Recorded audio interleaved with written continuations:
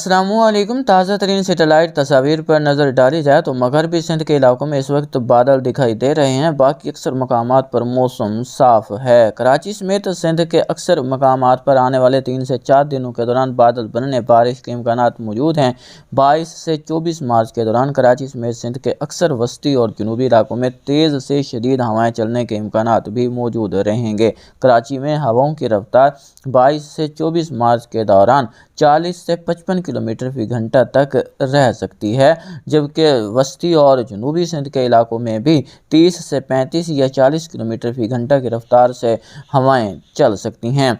आज दिन के दौरान भी जनूब मगरबी और जनूबी सिंध के इलाकों में बादल बनने के इम्कानात मौजूद हैं, जिसमें दादू, जोही, वही पांदी, इसके अलावा जाम, शोरो, नूरी आबाद, ठट्ठा, हैदराबाद के इलाके शामिल हैं, रोढ़ी, कोटरी के इलाके शामिल हैं। इसके अलावा थरपारकर के इलाके शामिल हैं। इन इलाकों में बादल बनने बारिश का इम्कान मौजूद रहेगा। कल भी मुख्तलिफ मकामात पर बारिश के साथ यालाबारी हुई थी। आज भी बारिश के साथ यालाबारी के इम्कानात मौजूद रहेंगे।